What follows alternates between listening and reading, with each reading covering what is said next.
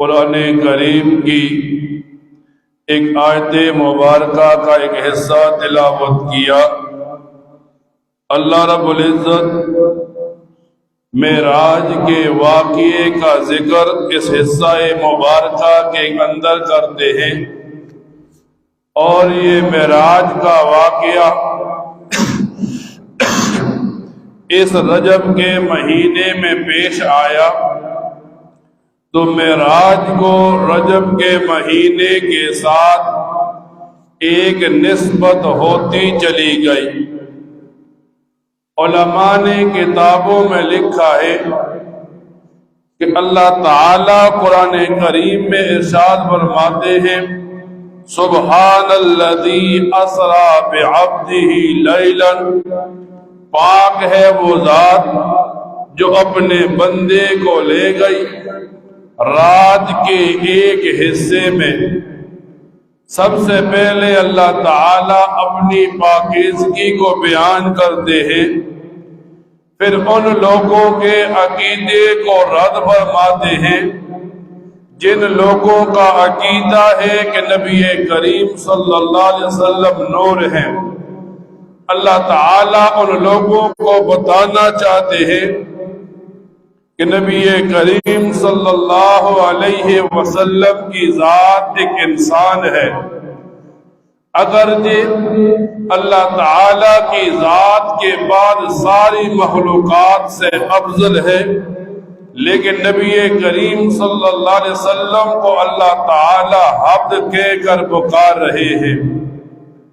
پھر جب یہ معراج کی بات آتی ہے تو نبی کریم صلی اللہ علیہ وسلم کے سفر کے دو حصے بنتے ہیں، ایک حصہ بیت اللہ سے بیت المقدس کا، ایک حصہ بیت المقدس سے آسمانوں اور سدرۃ المنتہا کا۔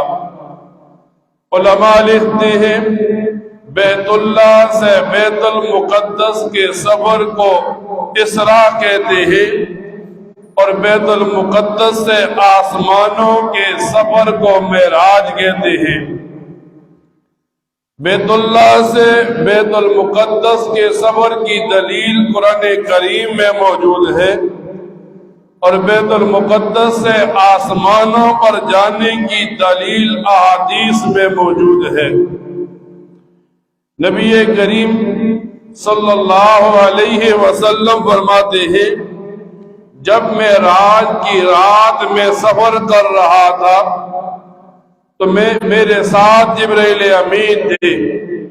ہم ایک مقام سے گزرے جہاں پر کھجور کے درخت بہت زیادہ تھے، تو مجھے جبرائیل امین فرمانے لگے، اللہ کے رسول یہاں پر اتریے، 2 رکعت نفل نماز پڑھیے۔ نبی کریم صلی اللہ علیہ وسلم جب 2 رکعت نفل پڑھ چکے تو جبرائیل امین بتانے لگے، اللہ کے رسول یہ وہ مقام ہے جسے مدینہ کہتے ہیں جہاں آپ ہجرت کر کے تشریف لائیں گے۔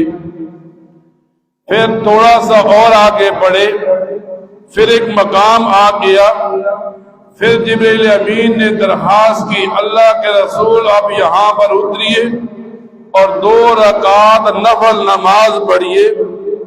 نبی کریم صلی اللہ علیہ وسلم جب 2 رکعت نفل نماز پڑھ چکے تو جبرائیل امین بتانے لگے، اللہ کے رسول یہ وادی سینا ہے جہاں پر حضرت موسیٰ علیہ السلام نے اللہ تعالیٰ کے ساتھ کلام کیا تھا۔ پھر نبی کریم صلی اللہ علیہ وسلم فرماتے ہیں، ہم تھوڑا سا اور آگے بڑھے، پھر جبرائیل امین نے درخواست کی، اللہ کے رسول اتریے اور یہاں پر 2 رکعت نفل نماز پڑھیے۔ جب نبی کریم صلی اللہ علیہ وسلم 2 رکعت نفل نماز پڑھ چکے تو جبرائیل امین بتانے لگے، اللہ کے رسول یہ مدین کا مقام ہے، یہاں حضرت شعیب علیہ السلام کے رہنے کی جگہ تھی۔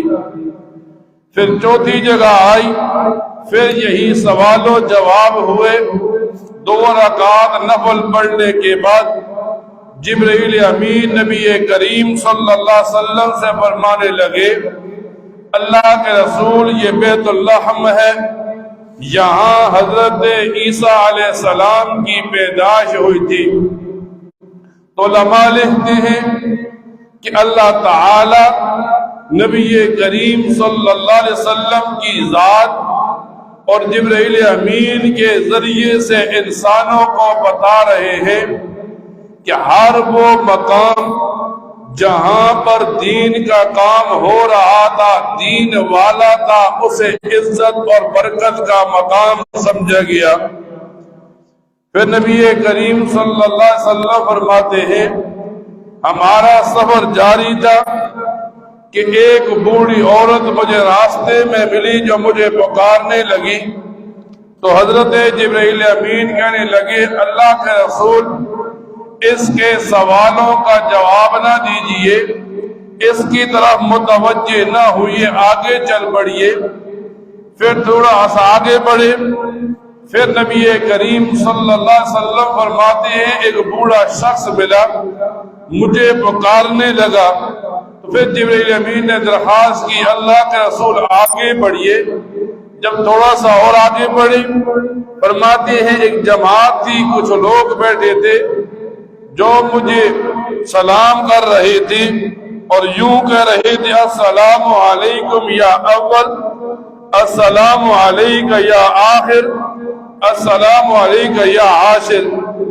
جب یہ واقعہ مکمل ہوا تو جبرائیل امین بتانے لگے اللہ کا رسول وہ بوڑھی عورت دنیا تھی، وہ بوڑھا شخص شیطان تھا۔ اب چونکہ قیامت قریب ہے، آپ دیکھ لیں بڑھاپے کے بعد موت آتی ہے، اب اتنی ہی دنیا کی مدت بھی باقی رہے گی۔ اور جو وہ جماعت بیٹھی تھی وہ حضرت ابراہیم علیہ السلام تھے، حضرت موسیٰ علیہ السلام تھے، حضرت عیسیٰ علیہ السلام تھے۔ پھر نبی کریم صلی اللہ علیہ وسلم فرماتے ہیں